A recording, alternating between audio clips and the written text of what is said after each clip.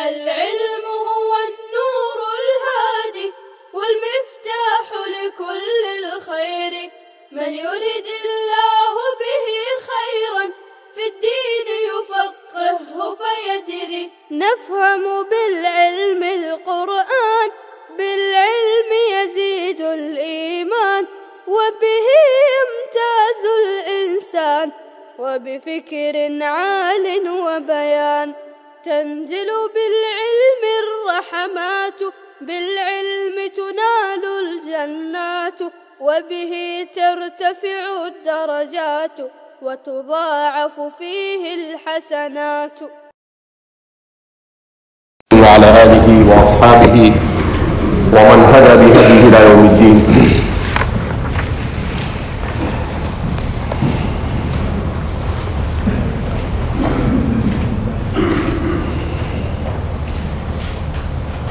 وقيل أصله لاها بالسريانية فعرب بحذف الألف الأخيرة وإدخال اللام عليه. کلمہ اللہ کے سلسلے میں مصنف نے اس کے اصلیت کے سلسلے میں اب تک کے 3 قول ذکر کیے اور اب یہاں سے چوتھا قول ذکر کر رہے ہیں جو مصنف کے نزدیک اور تمام ہی مفسرین کے نزدیک مرجوح ہے، اور وہ کیا ہے؟ وقیل اصلہ لاہا. اور ایک قول یہ ہے اور یہ کہا گیا. قیلا مصنف یہ جب بھی کہتے ہیں تو عام طور پر مرجوحی کی طرف اشارہ ہوتا ہے، بلکہ عام طور پر مفسرین کا اور مصنفین کا طریقہ یہی ہے. اصلہ لاہا کہ اس کی اصل ہے لاہا.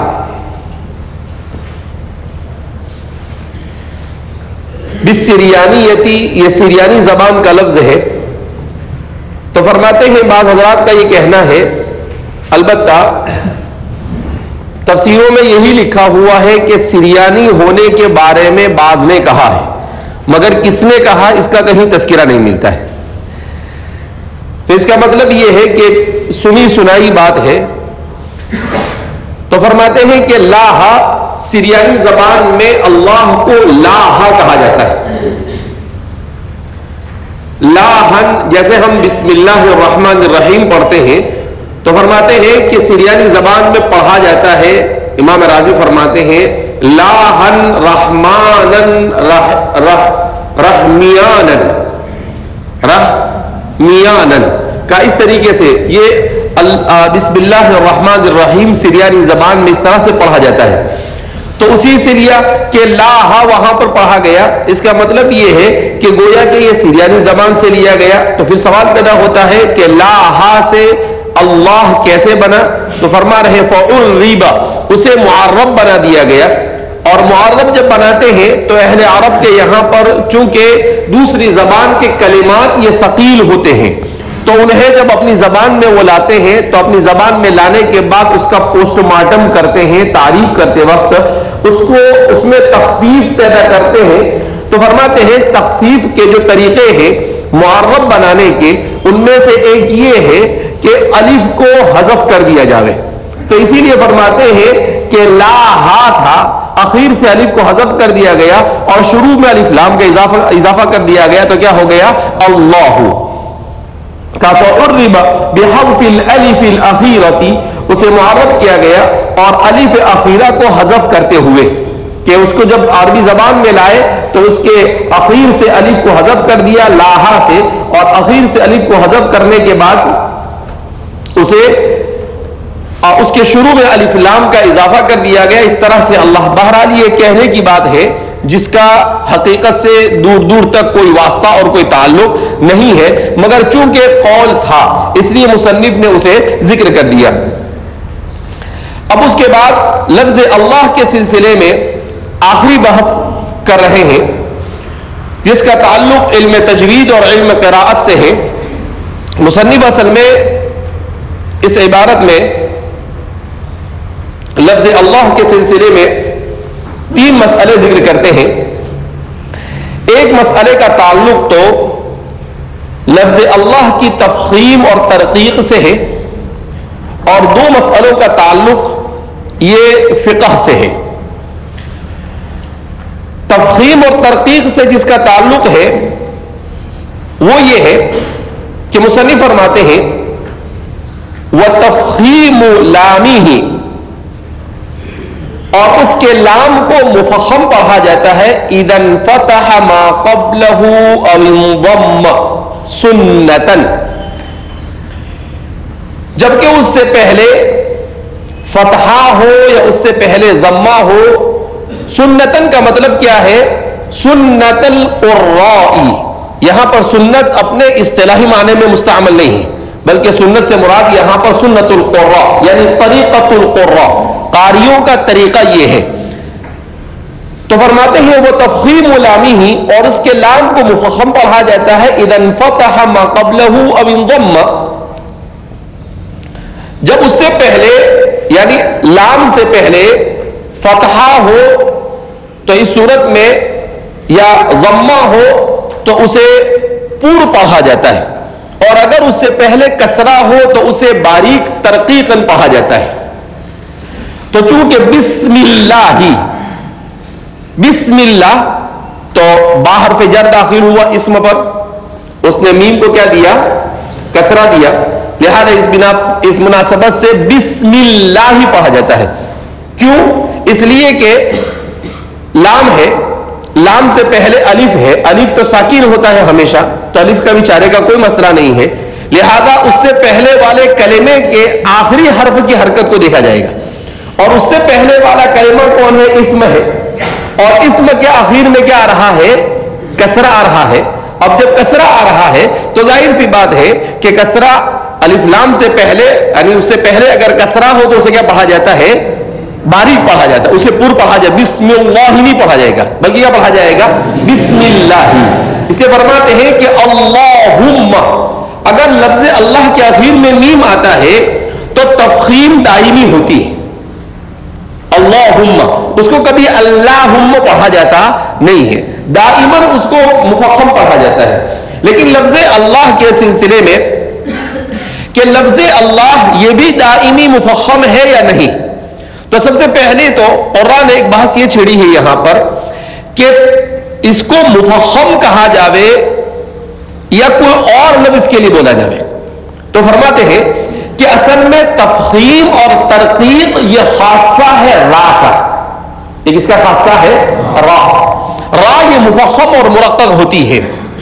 اسلام کے سلسلے میں ہونا چاہیے تغلیظ، اس کے سلسلے میں یہ ہونا چاہیے تغلیظ، مگر حضرات قرآن کے یہاں پر اس کے لیے بھی تفخیم اور ترقیق کو استعمال کیا جانے لگا، لہذا اس کو مفخم کہا جاتا ہے۔ ورنہ حقیقت کے اعتبار سے یہاں پر ایک ہے پور ہونا یعنی مفخم ہونا، اور ایک ہے تغلیظ یعنی کسی چیز کے مخرج کو اسی کے مخرج میں مزید شدت کے ساتھ پڑھنا۔ کہا دونوں میں فرق ہے، دونوں میں کیا ہے؟ فرق ہے۔ تو لام کو یہ کہنا چاہیے تھا کہ لام میں تغلیظ ہوتی ہے، یعنی اس کو پور پڑھا جاتا ہے، مگر چونکہ اس کا استعمال اسی طریقے سے ابتدا اور آغاز سے ہو گیا ہے، اس لیے اس کو مفخم کہا جاتا ہے۔ پھر اس کے بعد بحث یہ چھڑی کہ لفظ اللہ یہ دائم التفخیم ہے یا نہیں، تو اس سلسلے میں جمہور بلکہ قریب و اجماع یہی ہے کہ نہیں، یہ لازم التفخیم نہیں ہے، یعنی ہمیشہ اللہ کو کلمہ اللہ اسم جلالہ کو ہمیشہ مفخم نہیں پڑھا جاتا ہے۔ کیوں اس کو ہمیشہ مفخم نہیں پڑھا جاتا ہے؟ اس لیے کہ عربی زبان کا قاعدہ ہے کہ لام اگر اس سے پہلے کسرہ ہو تو اسے مفخم کرنا، مفخم پڑھنا یہ ثقیل ہو جاتا ہے، اور اہل عرب نے جب کلمے کو تخفیف کے لیے اور اسے ثقالت اس سے دور کرنے کے لیے پوری علم الصرف کی ایک باب کو اور مستقل ابواب کو بنا لیا ہے، تو پھر اس کے یہاں پر سبب تفخیم اور ترتیب کے پائے جاتے ہوئے زبردستی اسے مفخم نہیں کیا جا سکتا ہے۔ کیوں؟ اس لیے کہ اگر اس سے پہلے کسرہ ہے मुफख्खम पढ़ा गया, तो इस सूरत में बजाय यहां पर कलमे में तखफीफ होने के तख्तील लाजिम आती है, इसलिए कि आपको पढ़ना पड़ेगा बिस्मिल्लाह और कसरा के बाद फौरन तखफीफ, यह अहले अरब से यहां पर मायूब है। लिहाजा इस बिना पर कहा कि इसको दाइमुत तखफीफ नहीं कहा जा सकता है। मुसन्निफ जैसा आगे बयान कर रहे हैं वकील मुतलकन, और एक कौल ये है कि यहां पर भी ईला कहा यानी ढीला, एक कौल ये है यानी ढीला कौल है, वो क्या है मुफख्खम, कहा कि मुतलकन हमेशा इसे मुफख्खम पढ़ा जाता है, जबकि मशाहिर कुर्रा में से किसी का यह कौल नहीं है। कुर्रा सवा में से, कुर्रा अशरा में से, उसके अलावा कुर्रा अशरा के अलावा जो 4 कुर्रा है उनमें से, उनके रावियों में से किसी से भी दाइमुत तफहीम का कोई कौल मंकूल नहीं है। तो बहरहाल क्या फरमाते हैं कि वह तुफ़हमु लामुहु, और उसके नाम को मुफख्खम पढ़ा जाता है इदन फतह मा क़ब्लहु अव इंज़म्मा, उससे जबकि उससे पहले फतहा हो या उससे पहले जम्मा हो। सुन्नतन ऐ सुन्नतल कुर्रा, हज़रात कुर्रा और मुजव्विदीन के तरीके के मुताबिक। वकील मुतलकन, और यह कहा गया कि मुतलकन उसे क्या पढ़ा जाता है, मुफख्खम पढ़ा जाता है, जबकि यह कौल सही नहीं है। अब इमाम राजी ने एक बहस यहां पर यह भी छेड़ी है कि लफ्ज़ अल्लाह को जो मुफख्खम पढ़ा जाता है तो यह क्यों। तो इमाम राजी फरमाते हैं बाद हजरात ने कहा कि लफ्ज़ अल्लाह में जो तफहीम है वो अल्लाह की जलालत शान की वजह से, उसकी आजमत की वजह से, और बाद हजरात ने कहा कि नहीं, यहां पर लफ्ज़ अल्लाह के मुफख्खम होने में कायदे अरबिया का लिहाज रखा गया है। क्यों?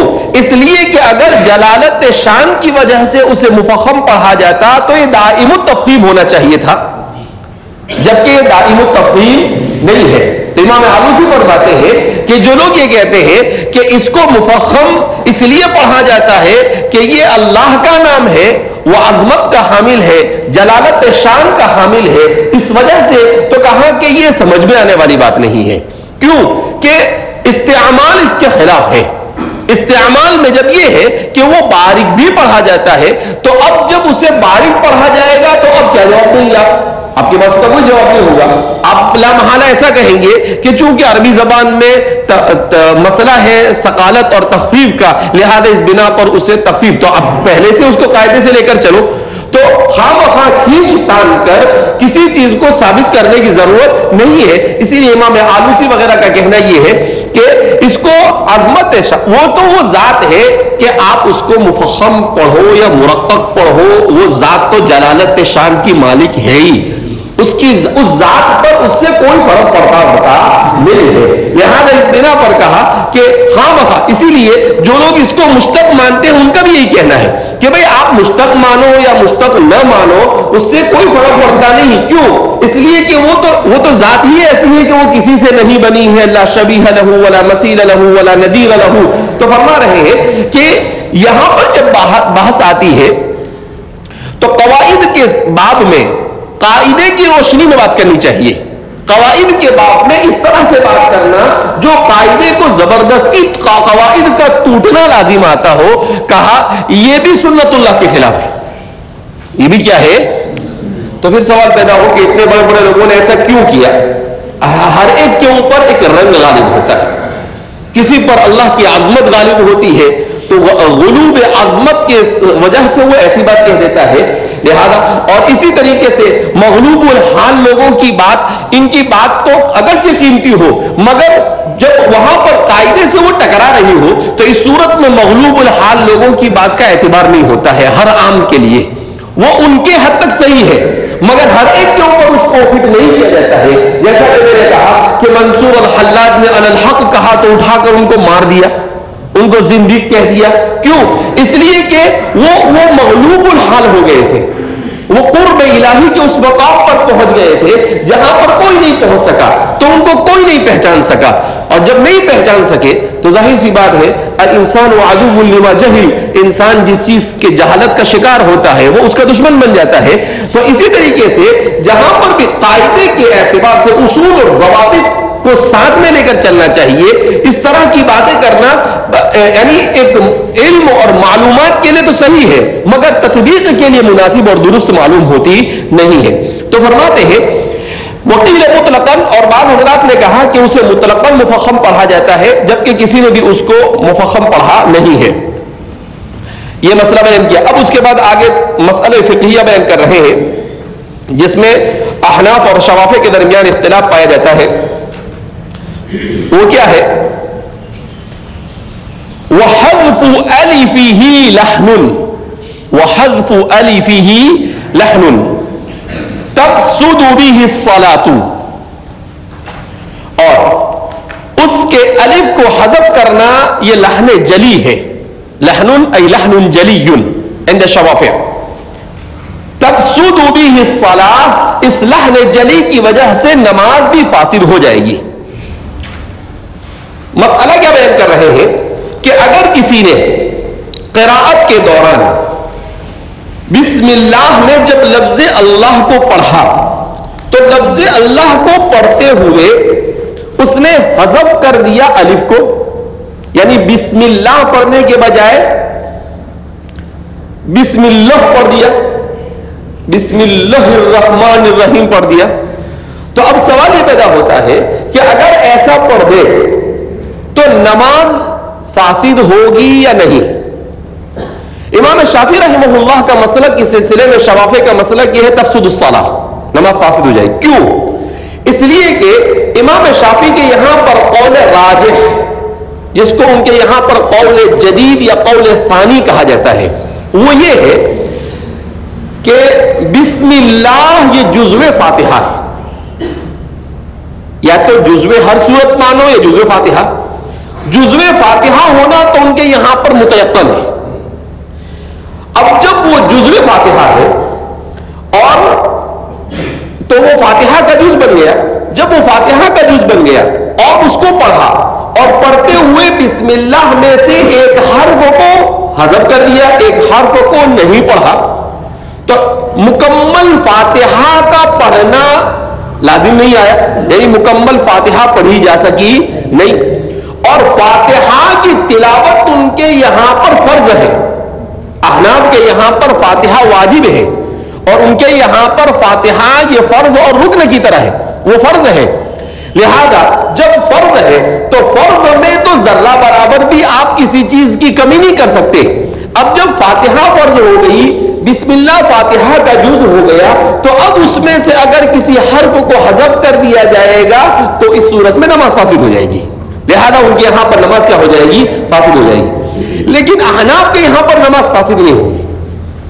اس کی دو وجہ. ایک وجہ تو یہ کہ عند الاحناف بسم اللہ لیس جزء الفاتحہ، کہ بسملہ یہ جزء فاتحہ نہیں ہے. جب جزء فاتحہ نہیں ہے تو ظاہر سی بات ہے کہ اگر اس میں پڑھنے میں کچھ کم زیادہ بھی ہو گیا تو بہت تو مکروہ تنزیہی ہوگا، اور زیادہ سمجھو تو تحریمی ہوگا، مگر اس سے آگے نہیں بڑھے گا، نماز تو فاسد نہیں ہوگی. ایک بات تو یہ. دوسری بات یہ کہ جب یہ بسم اللہ جزو فاتحہ اور جزو سورت ہے، ہمارے یہاں پر تو یہ جزء قرآن ہے، پورے قرآن کا ایک جز ہے الگ سے. دوسرا مسئلہ یہ کہ ہمارے یہاں پر فاتحہ کا پڑھنا یہ فرض نہیں ہے. ان کے یہاں فاتحہ کا پڑھنا علی الامام والمأموم، علی الامام والمقتدی کلیہما، دونوں کے دونوں پر فرض ہے. امام بھی پڑھے گا، اسی لیے امام کے پڑھنے کے بعد حرمین وغیرہ میں جو نمازیں ہوتی ہیں اس میں بہت دیر تک ضم سورت سے پہلے امام رکتا ہے. کیوں؟ اس لیے کہ یعطی الفرصۃ للمقتدین ان یقرؤوا الفاتحہ، کہ وہ مقتدیوں کو وقت دیتا ہے کہ وہ فاتحہ پڑھ سکے. ہمارے یہاں پر وہ نہیں ہے، تو ہمارے یہاں پر امام سب دونوں ایک ساتھ ہی پڑھ ڈالتا ہے. بسم اللہ الرحمن یعنی غیر المغضوب علیہم ولا الضالین، پھر چالو پہ آگے بھی. ابھی کچھ دنوں پہلے ایک آدمی نے مسئلہ پوچھا، بولے مولانا اگر 12 منٹ میں 20 رکعت تراویح ہو جاوے تو نماز صحیح ہوگی یا نہیں؟ تو میں نے کہا کہ پوچھنے والا دیوانہ لگتا ہے، اس کا دماغ کام کرتا میں نے کہا کہ لا يمكن هذا، یہ ممکن ہی نہیں ہے کہ 12 منٹ کے اندر میں 20 رکعت تراویح ہو جائے. کہا کہ نہیں مولانا ہوتی ایک جگہ پر. میں نے کہا 20 منٹ میں تو سنا تھا لیکن 12 منٹ میں پہلی مرتبہ سننا، اور یہ آج کی دنیا میں تو سبھی ممکن ہو گیا ہے. تو اس نے پھر کہا کہ میں آپ کو اس کی ریکارڈنگ بھیجتا ہوں. اس نے ریکارڈنگ بھیجا مجھے، میں نے سنا اس کو، تو واقعتاً 12 منٹ میں 20 رکعت پوری علم ترک. اور وہ کیسا پڑھتے ہیں ہم؟ بسم اللہ الرحمن الرحیم، یعنی پہلے تو ثنا پڑھتا وہ بھی زور سے جہرن سبحان اللہ و بحمدہ، اور پھر اس کے بعد کیا پڑھتا ہے سورہ فاتحہ، اور کیا ضمن سورہ پڑھتا ہے وہ سمجھ میں آتا. ثنا سبحان اللہ میں سمجھ میں آتی ہے، باقی الحمدللہ ختم. میں نے کہا کہ بھائی یہ تو، میں نے کہا کب سے نماز ہو رہی؟ تو کہا کہ یہ تو 10-12 سال سے ہو رہی ہے. میں نے کہا ایک بھی تراویح کسی کی ہوئی نہیں، یعنی اپنے سر سے بوجھ اٹھا. اور کہا کہ شہر میں ہے اور اس شہر میں سب سے زیادہ مصلی وہی ہوتے.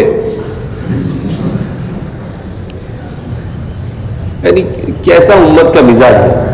تراویح جیسی عبادت ہے جو سال میں ایک مرتبہ افضل ترین مہینے کے اندر میں آتی ہے، اس میں بھی آدمی یہ سوچتا ہے کہ جلدی سے فارغ ہو جائے. تو کہا وہاں جگہ بھی نہیں ملتی. آپ کو وہاں پر آدھا گھنٹہ 15 منٹ پہلے پہنچنا پڑتا ہے. اب 15 منٹ آدھا گھنٹہ پہلے پہنچے، اس سے اچھا 15 منٹ آدھا گھنٹہ لیٹ وہاں پر پہنچ کر پوری نماز اچھے سے پڑھنا ایک ہی ہوا. یعنی انسان تھوڑا سا کامن سینس انسان کے اندر میں ہونا چاہیے اتنا کہ بھائی وقت تو اتنا ہی جا رہا ہے.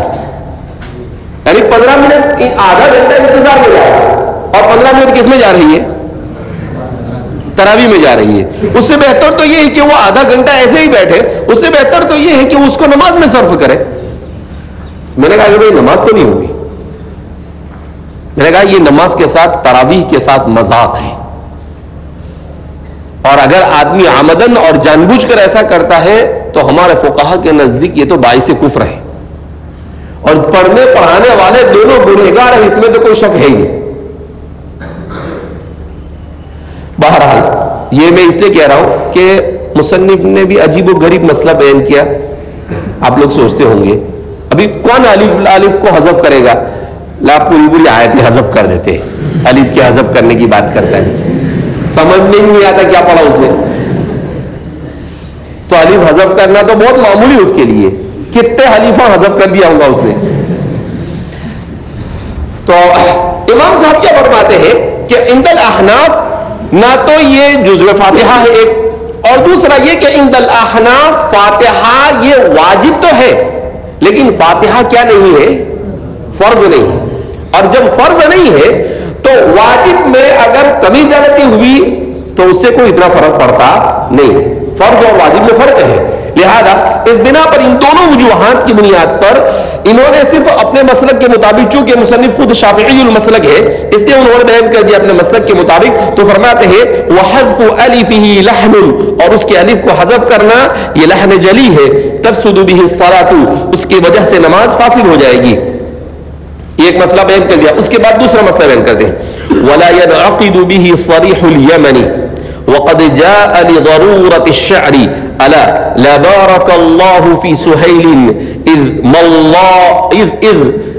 ما الله بارك في الرجال الا لا بارك الله في سهيل. یہ بے جو پہلا ہے اس میں الف لام اس کو الف کے ساتھ نہیں پڑھا جاتا ہے وزن شعری کی وجہ سے. تو اس کو الا لا بارک لاہ، بارک لاہ یعنی اس کو الف کے بغیر پڑھا جائے گا. تو کیا بیان کر رہے ہیں؟ اب دوسرا مسئلہ بیان کرتے ہیں. وہ مسئلہ کیا ہے؟ ولا ينعقد به صریح الیمین، اور اس کے ذریعے سے یمین صریح بھی منعقد نہیں ہوگی. کیا مطلب؟ اس کا مطلب یہ ہے کہ اگر کوئی آدمی قسم کھا رہا اور باللہ کہنے کے بجائے بلاہی، الف ہی نہیں پڑھیں گے نا، بلہی کیا کہتا ہے وہ؟ بلہی. تو اگر کوئی بلہی کہتا ہے تو کیا اس کے بلہی کہنے سے انعقاد اور حلف اور قسم منعقد ہوگی یا نہیں؟ کیسے کیسے مسئلے لے کر آتے ہیں. تو فرماتے ہیں لا ينعقد صریح الیمنی، یمینی صریح یمین نہیں ہوگی. کیا مطلب؟ یمین کے باب میں باب الایمان کا قاعدہ یہ ہے کہ یمین کے صریح طور پر واقع ہونے کے لیے کلمے کا صریح ہونا ضروری ہے. کلمے کا صریح ہونا ضروری ہے. تو وہاں پر نیت کی بھی ضرورت ہے. یعنی باللہ ہی کہا تو اب وہ ادھر ادھر کی کہا کہ نہیں میں نے تو وہ ساق کا مراد لیا تھا، یہ مراد کچھ نہیں چلے گا. وہ صریح یمین ہو گئی، لہذا اس کی قسم منعقد ہو جائے گی. لیکن اگر کوئی کہے بلہی تو چونکہ بلہی اور بلہ یہ عربی زبان میں محمل لفظ نہیں ہے، یہ عربی زبان میں کلمہ موضوع ہے. اس لیے کہ بلہی اور بلہ اس کے معنی آتے ہیں کسی چیز کا تر ہونا. بل یبل بلن سے بلہو، تو فرماتے ہیں بلہی یہ اس کا وہ معنی بھی ہو سکتا ہے. اب جب یہ الف کو حذف کر دیا تو الف کو حذف کرنے کی وجہ سے یہ صریح نہیں رہا اور یہ کنایا ہو گیا. اور جب کنایا ہوتا ہے تو کنایا کے لیے نیت کا ہونا ضروری. اگر نیت ہے تو قسم منعقد ہوگی اور اگر نیت نہیں ہے تو قسم منعقد نہیں ہوگی. تو مصنف فرما رہے ہیں کہ لفظ اللہ کو حذف کر کر کوئی اگر بلہ پڑھے تو اس صورت میں وہ صرف کلمے کو بولنے سے انعقاد یمین اس پر لازم نہیں آئے گی، بلکہ اب چونکہ یہ کنایا ہو گیا، اب جب کنایا ہو گیا تو اس کے لیے اس کی نیت کا جاننا ضروری ہے. جب تک کہ وہ یہ نہ کہے کہ باللہی بولنے سے میرا مراد وہ کسی چیز کا تر ہونا بتلانا نہیں ہے بلکہ قسم ہی مراد ہے، تب تک کہ قسم منعقد نہیں ہوگی. صرف الفاظ صریحہ سے انعقاد یمین نہیں ہوگی، صرف الفاظ صریحہ سے انعقاد یمین لازم آئے گی نہیں. اچھا یہ تو بیان کر دیا مصنف نے. تو پھر ایک سوال پیدا ہوتا تھا کہ آپ تو کہتے ہیں کہ اس الف کو آپ کسی صورت میں حذف نہیں کر سکتے ہیں، گرا نہیں سکتے ہیں، جبکہ ایک نظیر ہم ایسے دے سکتے ہیں جہاں پر شاعر نے اس کو گرا دیا ہے. وقد جاء لضرورت الشعر، کہا کہ شاعر کو تو چھوڑ دے بھیا تھا، کہا ضرورت شعری کی وجہ سے لفظ اللہ سے الف کو حذف کرنا جائز ہے. ارے بھائی ضرورت شعری تو فعل پر تنوین بھی لے کے آتی ہے. کیوں؟ اس لیے کہ شاعر کے لیے اس کے اپنے اوزان کی رعایت یہ قواعد نحویہ اور صرفیہ کی رعایت سے زیادہ ضروری ہے. جیسے ہمارے محدثین کے یہاں پر ضبط اور ثبت اور اتقان ضروری ہے، چاہے کتنا بھی ہو. کیا بولے؟ کذاب لکنہ صالح. ایک طرف کیا بولتے ہیں وہ کذاب ہے، دوسری طرف کیا بولتے ہیں صوفی صاحب ہے. کیا ہے؟ لیکن صوفی صاحب ہونے کا مطلب یہ نہیں کہ اس کی روایت کو لے، کیا ضبط اور اتقان نہیں پایا گیا، لہذا سیدھا اس کا. تو اسی طریقے سے بیان کرتے ہیں کہ محدثین کے یہاں پر تو ہر ایک کے یہاں پر اس کے اپنے اصول ہیں. تو شاعر کے یہاں پر شاعر کا اصول یہ ہے کہ اس کے لیے ضروری ہے کہ وہ اوزان شعریہ کی رعایت کرے. وہ کس کی رعایت کرے؟ اور اوزان شعریہ کی رعایت کرنے کی صورت میں اگر کسی قاعدہ نحوی، قاعدہ صرفی یا قاعدہ بلاغت کا ٹوٹنا بھی لازم آئے تو یجوز لہ ما لا یجوز لغیرہ، تو اس کے لیے وہ جائز ہے. اس کے لیے کیا ہے؟ تو اسی لیے فرما رہے ہیں کہ جیسے شعر میں الا لا بارک الا لا بارک اللہ فی سہیل اذا ما اللہ بارک فی الرجال. یہ شاعر ہے، اس کا کوئی دوست تھا سہیل، اس کے ساتھ اس کا جھگڑا ہو گیا. جھگڑا ہو گیا تو شاعر ہو گیا گرم. جب گرم ہوا تو اس نے گرمی میں گرم گرم شعر سے اس کو بد دعا دیا. تو تو اس کو بددعا دے کیا کہتا ہے اللہ اللہ بارک اللہ فی سہیل, یہ سہیل کو اللہ برکت نہیں دے. اذا اللہ یبارک فی الرجال, اللہ سب کو بھی برکت دے تب بھی اس کو برکت سے محروم رکھے. کیا بولتا ہے, سب سارے رجال کو بھی اگر اللہ برکت دینا تو دے دے, لیکن اس کو تو دے ہی مت. تو وہ اس کے اوپر لان تان کرتا ہے, اس کو برا بھلا کہتا ہے.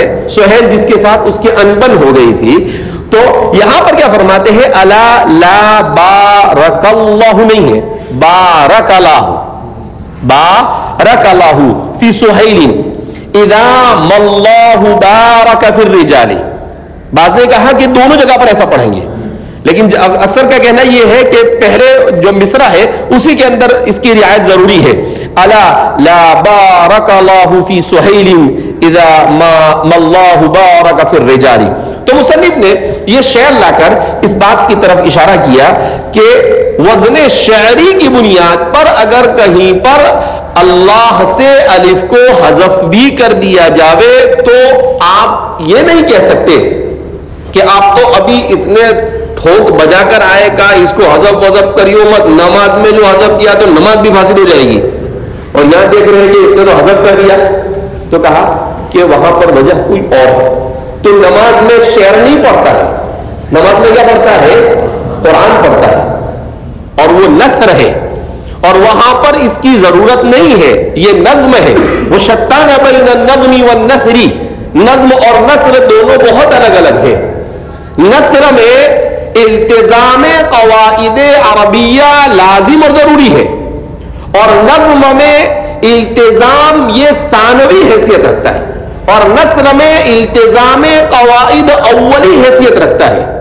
نثر میں وزن شعری اولویت کا حامل ہے, اور قاعدے کی رعایت یہ ثانویت کا حامل ہے. تو اس لیے فرما رہے ہیں کہ وہاں پر وزن شعری کی وجہ سے کیا تو وہ شاعر نے اپنے وزن کو بٹھانے کے لیے جو کیا وہ بالکل صحیح کیا ہے, لیکن اس پر آپ اس کو قیاس نہیں کر سکتے. یہ آپ کا قیاس مع الفارغ ہوگا. قیاس مع الفارغ اس لیے ہوگا کہ دونوں میں فرق ہے, دونوں کی صنف کلام الگ الگ ہے. ایک ہے صنف نثر اور ایک ہے صنف نظم, اور صنف نثر اور صنف نظم کے قواعد کا بہت فرق پایا جاتا ہے. لہذا اس بنا پر اس کے اوپر قیاس کرتے ہوئے آپ یہ نہیں کہہ سکتے ہیں کہ بھئی چل جائے گا, جیسے شاعر نے چلایا ہے ویسے اپنے بھی چلاؤ. ایک تو اس نے غصے میں بولا ہے, اور ویسے بھی غصے کا اعتراف نہیں ہوتا. دوسرا اگر مان لو کہ غصے میں بھی بولا لیکن وزن کا برابر رعایت کی ہے, تب بھی وزن شعری کی وجہ سے, تو کسی بھی صورت میں اس کے اوپر قیاس کرنا یہ قیاس مع الفارغ ہے. تو مصنف نے گویا کہ وقد جاء لضرورة الشعر الا لا بارك الله في سهيل اذا ما الله بارك في الرجال, یہ کلام دفع دخل مقدر کے طور پر کہ کوئی یہ شعر اگر کسی کی نظر سے گزر جاوے تو وہ یہ نہ کہنا شروع کر دے کہ امام بیضاوی نے مسئلہ غلط بتلایا ہے. بیضاوی نے غلط بتلایا نہیں, اس لیے امام صاحب نے یہاں پر اس کی وضاحت کی. اب یہاں پر وزن شعری کی رعایت کیسے کی جاتی ہے؟ بہرحال تو کس طریقے سے وزن شعری کی رعایت میں الف کو حذف کرنے کی ضرورت پیش آئی, تو انشاءاللہ کل اس کا ادگھاٹن کرتے ہوئے اسی پر میں کیا کروں گا, آپ کو بتلاؤں گا کہ کس طرح سے شاعر کے لیے اوزان کی رعایت ضروری ہے, اور اسی اوزان کی رعایت میں انہوں نے کس طریقے سے, تو اس کے لیے اس کے جو اوزان بنائے ہیں شعراء نے, ان اوزان کو لکھا جاتا ہے اوپر, اور پھر اس کے نیچے جو یہ شعر ہے اس شعر کو لکھا جاتا ہے. جب اس کو لکھا جاتا ہے تو آٹومیٹک آپ کو سمجھ میں آ جائے گا کہ ہاں برابر اس وزن کی رعایت میں یہاں پر الف کا حذف ہونا لازم تھا. ارے سمجھ میں آئی بات جس کو, تو اس لیے انشاءاللہ کل میں آپ کو بتانے کی کوشش کرتا ہوں. بہرحال مصنف نے یہاں پر بیان کیا, اور اس طرح سے مصنف نے کلمہ اللہ پر بحث کو ختم کیا. کلمہ اللہ پر بحث کو کیا کیا, ختم کیا کہ کلمہ اللہ کیا ہے, اور کلمہ اللہ کے سلسلے میں تحیرت العقول, عقلیں حیران اور سرگرداں ہیں, اور کس طریقے سے علماء نے اس کو سمجھنے کی کوشش کی ہے. میں نے جو کچھ پڑھا اس اعتبار سے ابھی اگر اس پر مصنف اور کلام کرتے، یہ مصنف کا کلام موجز ہے، اگر اس کے اوپر اور زاویوں سے کلام کیا جاتا تو مزید جتنا کلام کیا اس سے ڈبل ٹیبل ہو سکتا تھا، مگر مصنف نے مباحث ضروریہ کو باقی رکھا اور غیر ضروریہ کو مصنف نے ذکر۔ غیر ضروریہ کا مطلب کیا ہے کہ وہ بھی ایسی نہیں ہے۔ ابھی اللہ کی تفخیم اور ترقیق کے سلسلے میں پڑھ رہا تھا، تو لفظ اللہ کی تفخیم اور ترقیق کے اوپر اور کتنے مسائل ہیں، یہ تو مصنف نے چونکہ یہ ذکر کیا، اس لیے میں نے بھی خواہ دوسرے مسائل کو یہاں پر تعارض میں لانے کی کوشش نہیں کی، ورنہ مستقل اس کے اوپر ابھی میں پڑھ رہا تھا تو اس کے اوپر لفظ اللہ کی تفخیم اور ترقیق کے سلسلے میں جو دوسری بہت ساری باتیں بیان کی جاتی ہے وہ سب تقریباً 25 صفحات کا پورا مقالہ پڑھا میں نے۔ اس مقالے کے اندر انہوں نے تفخیم اور ترقیق کے سلسلے میں اور بھی بہت سارے مباحث ذکر کیے کہ اگر لفظ اللہ پر وقف کیا جاوے تو وقف کی صورت میں کیا ہوگا، اگر لفظ اللہ کو اگلے کلمے سے ملایا جاوے تو اس صورت میں کیا ہوگا، تو ایسے اور بھی بہت سارے گا، لیکن چونکہ مصنف نے اسے تعارض کیا نہیں اور ویسے بھی ہم لیٹ آئے ہیں، لیٹ شروع ہوا ہے، لہذا جس سے مصنف نے تعارض نہیں کیا اس سے تعارض کرنا یہ مقتضی حال کے مطابق بھی نہیں ہے۔